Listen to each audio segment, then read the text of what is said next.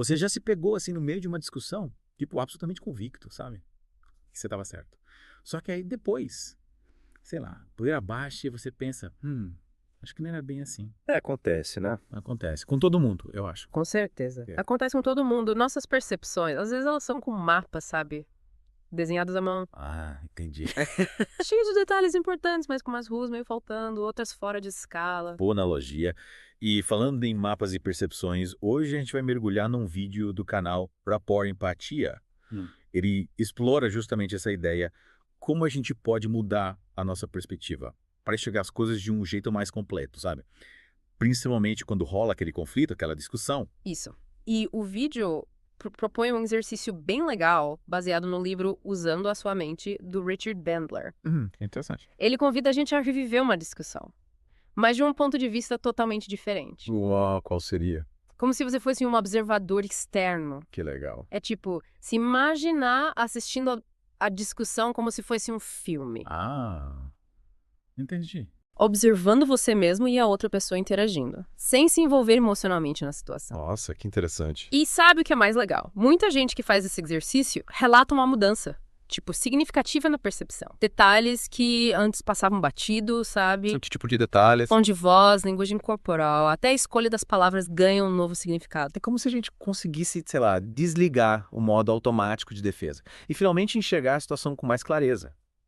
Objetividade. Exatamente. E essa mudança de perspectiva pode ser crucial para a gente romper com a necessidade de estar sempre certo. É verdade. Porque no calor da discussão, a gente se apega ao nosso ponto de vista, como se fosse a única verdade absoluta. Sim, total. E essa rigidez, essa incapacidade de considerar outras perspectivas, muitas vezes é a raiz dos conflitos, né? Com certeza.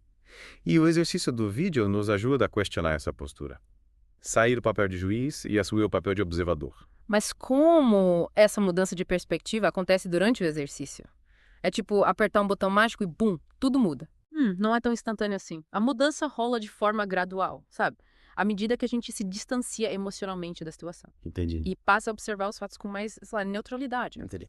É como se a gente desse um zoom out na cena, né? Ampliando o campo de visão e percebendo nuances que antes estavam ocultas pela nossa própria emoção. Perfeito. É uma ótima maneira de visualizar. E à medida que esse zoom out acontece, as emoções intensas do momento, adrenalina, raiva, medo, tudo isso começa a se dissipar. E no lugar da emoção, o que entra em cena? A razão, a lógica, a capacidade de analisar a situação de forma mais imparcial, de perceber as falhas, quem sabe, até reconhecer que a outra pessoa pode ter razão em alguns pontos. É um exercício, e tanto para o ego, né? Abrir mão da necessidade de estar sempre certo e se permitir enxergar as coisas sob um novo prisma. Total. E o mais interessante é que o Bandler, no livro, ele relata que aplicou esse exercício com 60 pessoas. E apenas 3 delas, ou seja, 5%, continuaram acreditando que estavam certas, depois de se observarem de fora. Nossa, que incrível, 5%. É quase como ganhar na loteria da humildade, né? Exatamente. Isso nos leva a uma pergunta fundamental. Por que essa mudança de perspectiva é tão poderosa? O que acontece durante a visualização que causa esse impacto? Uma ótima pergunta. O que será que rola ali dentro da gente, né? Eu acho que a chave está na forma como o nosso cérebro processa as informações. Quando a gente está imerso numa discussão, sabe? A parte emocional do cérebro, o sistema límbico está a 1000. Isso aí. A adrenalina vai lá pra cima. É tipo como se a gente estivesse em modo de sobrevivência, sabe? Prontos para lutar ou fugir. Faz sentido. O coração dispara, a gente fica até vermelho. É uma resposta fisiológica, né? Isso, exatamente. E essa resposta, ela nos coloca num estado de alerta total.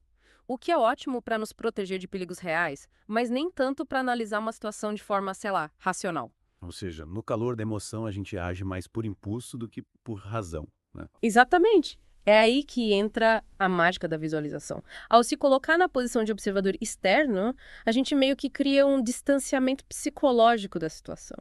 Interessante. Como se a gente desse um passo para trás e falasse para o nosso sistema límbico: calma, calma, não precisa entrar em pânico, dá para analisar isso com mais calma. Entendi. E com o sistema límbico mais tranquilo, quem assume o controle? O córtex pré-frontal, a parte do cérebro da razão, do planejamento, da tomada de decisões. É como se a gente mudasse o canal do cérebro, sabe? Sai do modo emoção e sintoniza no modo razão. Legal. É como se a visualização fosse um hack cerebral para acessar o lado mais racional da mente. Isso. E quando a gente está nesse estado mental mais equilibrado, a gente consegue enxergar a situação com mais clareza, identificar as falhas nos nossos argumentos e, quem sabe, até reconhecer que a gente estava errado. Nossa, que exercício de humildade, né? Reconhecer que a gente não é dono da verdade. Com certeza. E essa capacidade de reconhecer os erros e mudar de opinião é essencial pra gente crescer, sabe? E pra construir relações mais saudáveis também. Ninguém gosta de conviver com gente que se acha dona da razão, né? Verdade. E por falar em relações saudáveis, acho que essa técnica da visualização pode ser uma ferramenta poderosa para lidar com conflitos em qualquer tipo de relacionamento. Familiar, amoroso, profissional. Sem dúvida. Imagina só aplicar isso numa discussão com seu parceiro, com a sua parceira. Em vez de cada um ficar defendendo seu ponto de vista com unhas e dentes, vocês tentam se visualizar na situação, observando a si mesmos e ao outro com mais compaixão, sabe? Com mais compreensão. Nossa, seria uma revolução. Menos brigas, menos mágoas, mais diálogo, mais empatia. E quem sabe até menos divórcios. Brincadeira. Mas falando sério, acho que essa técnica tem um potencial enorme para transformar a forma como a gente se relaciona. Mas será que funciona para qualquer tipo de conflito? E se a gente estiver discutindo sobre algo muito importante, algo que mexe com os nossos valores, com as nossas crenças, será que a gente consegue mesmo se distanciar da emoção e analisar tudo com frieza? É um desafio, com certeza. Mas a prática leva à perfeição, né? Quanto mais a gente pratica esse exercício de visualização, mais fácil fica acessar esse estado mental de observador. E mesmo que a gente não consiga se desligar totalmente das emoções, já é um passo. E tanto conseguir diminuir a intensidade delas, sabe? Abrir espaço para o diálogo, para a compreensão. E como a gente pode incorporar essa técnica no dia a dia? Precisa, andar com um bloquinho de notas para anotar cada discussão e depois reviver tudo mentalmente. Não precisa ser tão formal assim. O importante é cultivar o hábito de se observar, sabe? Durante as interações. Prestar atenção no seu tom de voz, na sua linguagem corporal, nas suas reações. E sempre que se pegar no meio de uma discussão mais acalorada, tenta dar um passo para trás. Respira fundo e se pergunta: como eu estou me comportando? O que eu estou sentindo? Como a outra pessoa está se sentindo? Será que eu estou sendo justo? Caramba, são perguntas poderosas. Acho que essa autoobservação pode ajudar não só a lidar com os conflitos, mas a se conhecer melhor também, né? Com certeza. E entender nossos gatilhos, nossas crenças, nossos padrões de comportamento. E esse autoconhecimento é a base para construir uma vida mais autêntica, sabe? Mais significativa. Afinal, como a gente pode mudar o mundo se a gente não for capaz de mudar a si mesmo? É verdade. E por falar em mudar a si mesmo do nosso próximo mergulho, vamos explorar mais a fundo essa ideia dos mapas da realidade, como eles são formados, como influenciam a nossa percepção e, o mais importante, como a gente pode reprogramá-los para criar uma realidade mais positiva. Nossa, isso vai ser demais. Mal posso esperar. E você, que está acompanhando a gente nessa aventura, já parou para pensar no seu próprio mapa? Quais são as crenças, os valores, as experiências que moldaram a sua forma de enxergar o mundo? Fica a reflexão. E aí, tudo pronto para a gente desvendar esses mapas da realidade. Preparadíssimo. Mas, para falar a verdade, ainda estou digerindo tudo da parte anterior. É muita informação.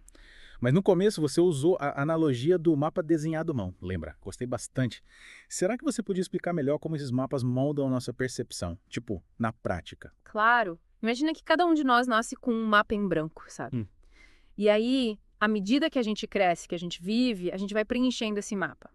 Com informações, experiências, crenças, valores, tudo que a gente aprende com a família, amigos, escola, cultura, tudo isso vai deixando a sua marca no mapa. Como essas marcas influenciam a nossa visão de mundo. Essas marcas, elas meio que viram filtros, sabe? Lentes através das quais a gente interpreta a realidade. Por exemplo, se você cresceu num ambiente onde você era muito criticado, é bem provável que o seu mapa tenha uma tendência a perceber críticas em todos os lugares, mesmo onde elas não existem. É verdade. É como se a gente estivesse usando um óculos com lentes que distorcem a realidade, de acordo com as nossas experiências passadas. Faz sentido. Mas e como a gente identifica esses filtros, essas lentes que distorcem a nossa visão? Através do autoconhecimento, a gente precisa olhar para dentro, sabe? Com honestidade, com coragem e se questionar. Por que eu reajo dessa forma? Quais são as minhas crenças, os meus valores que estão influenciando a minha percepção? O que eu posso aprender com essa experiência? Parece um baita desafio. É como se a gente tivesse que desmontar um quebra-cabeça da nossa própria mente, para entender como ele foi montado. E aí, quem sabe, remontar de um jeito mais harmônico. Uma analogia. E a boa notícia é que, ao contrário de um quebra-cabeça tradicional, a gente pode adicionar novas peças, remover as que não servem mais e reajustar as conexões. Ou seja, nossos mapas não são imutáveis, né? A gente pode reprogramá-los, Editar as informações, atualizar os softwares, instalar novos aplicativos. Exatamente. A neuroplasticidade, que é essa capacidade do nosso cérebro de se modificar ao longo da vida, nos permite reprogramar esses mapas mentais. Criar novos caminhos, fortalecer conexões positivas, enfraquecer as negativas. E como a gente faz isso na prática? Que ferramentas a gente usa para reprogramar os nossos mapas e criar uma realidade mais positiva? Olha, existem várias ferramentas. Terapia, meditação, a prática da gratidão, o contato com a natureza, a leitura de livros inspiradores, a busca por novos conhecimentos, conviver com pessoas positivas. Nossa, quanta coisa! É como se a gente tivesse um kit de ferramentas completo para remodelar a nossa realidade interna e, consequentemente, a nossa experiência no mundo. É isso aí.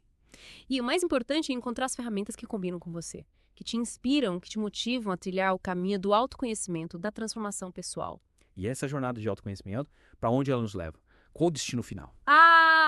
Não existe um destino final. A jornada em si já é o destino, sabe? É um processo contínuo de aprendizado, de crescimento, de expansão da consciência, de descoberta do nosso potencial infinito. Que bonito. É como se a gente estivesse navegando num oceano de possibilidades, com a liberdade de escolher o nosso próprio rumo, de criar a nossa própria realidade. Exatamente. Essa é a grande beleza da vida. A liberdade de criar, de se reinventar, de se transformar a cada instante. E essa transformação começa dentro da gente, com a consciência dos nossos mapas mentais e a coragem de reprogramá-los. Para criar uma realidade mais autêntica, mais significativa, mais feliz. Que mensagem inspiradora para a gente encerrar o nosso mergulho de hoje. E você que acompanhou a gente até aqui, fica o convite para continuar essa jornada de autoconhecimento. Explore os seus próprios mapas, questione as suas crenças, expanda a sua consciência. Afinal, como diz o ditado, a única constante na vida é a mudança, e que essa mudança seja sempre para melhor. Até a próxima. E que a busca por uma vida mais plena e autêntica continue guiando seus passos.